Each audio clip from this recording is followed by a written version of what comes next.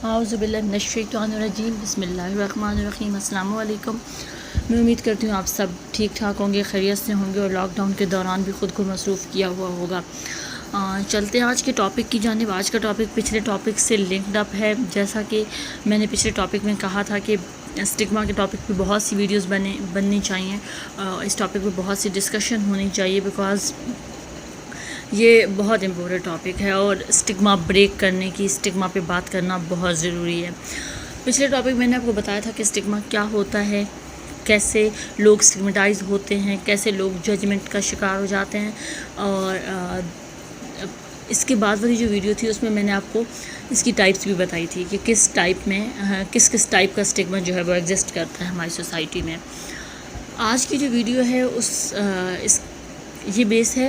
کہ اسٹگما کیسے امپیکٹ کرتا ہے کسی کی لائف پہ یا کیسے افیکٹ کرتا ہے۔ اسٹگما ہر سوسائٹی میں موجود ہے، ریس سے کو لے کر، جینڈر کو لے کر، پروفیشن کو لے کر، بہت سی چیزیں ہیں جن کی طرف لوگ بہت اسٹگمیٹائز ہیں۔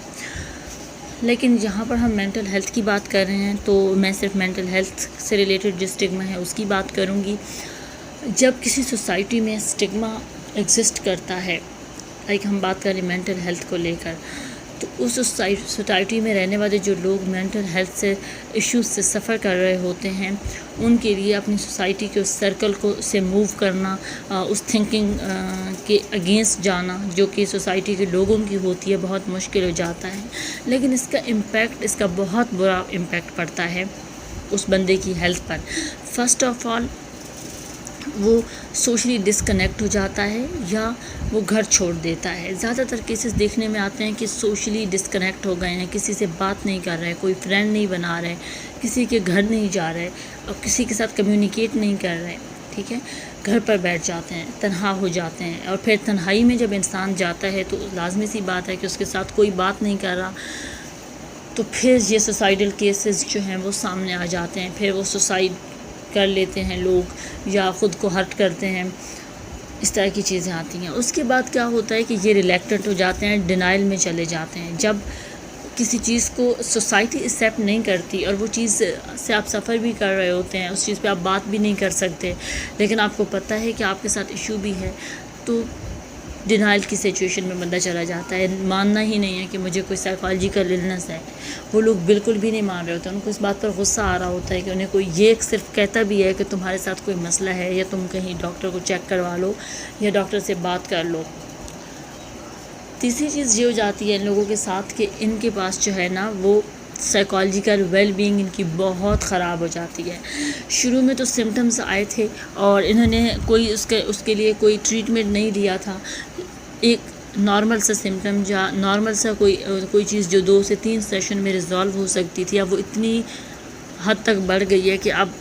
ان لوگوں کی سائیکالوجیکل ویل بینگ بالکل جو ہے نا وہ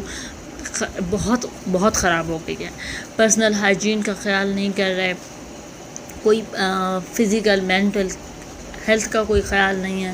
چاہے جتنے بھی بیمار ہیں، جتنی بھی خراب حالت میں ہیں، یہ ڈاکٹرز کو اپروچ نہیں کرتے، کسی بھی طرح سے کوئی ہیلپ لینے کی کوشش بھی نہیں کرتے کسی سے۔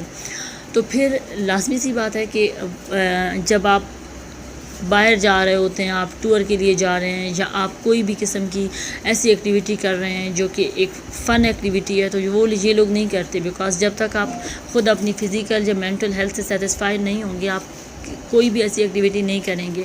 یا کسی بھی ایسی ایکٹیویٹی کا پارٹ نہیں بنیں گے جو فن ریلیٹڈ ہوگی یا جو انجوائمنٹ والا جو فیکٹر ہے اس سے ریلیٹ ہوگی۔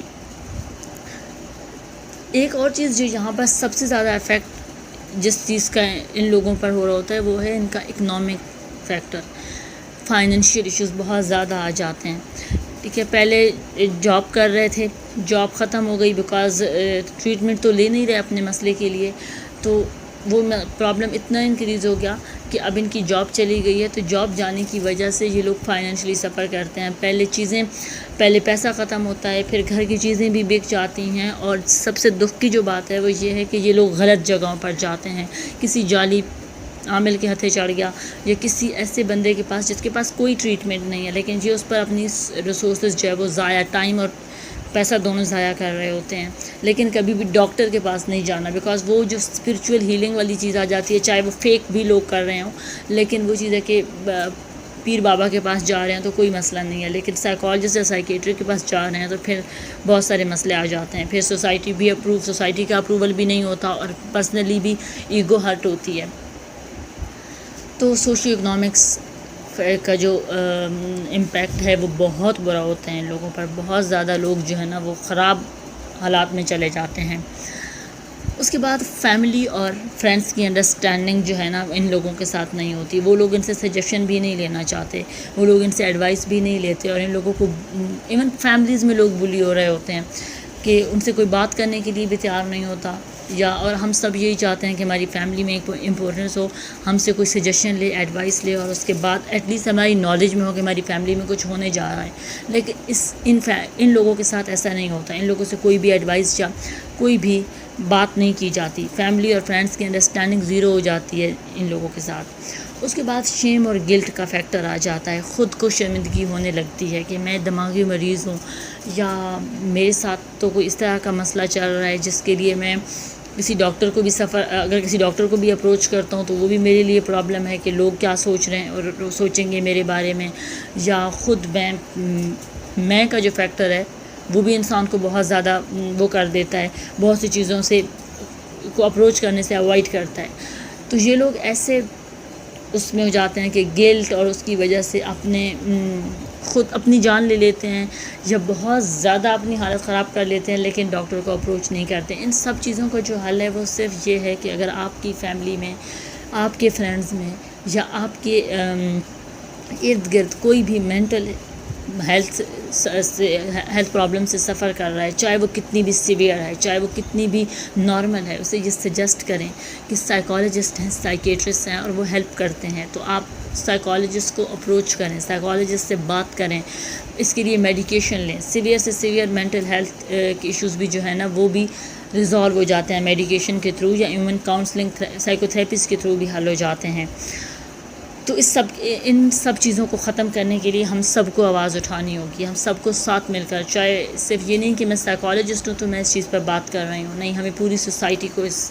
اس کے لیے کھڑا ہونا ہوگا، ہمیں اپنے ارد گرد کے لوگوں کو موٹیویٹ کرنا ہوگا کہ وہ ٹریٹمنٹ لیں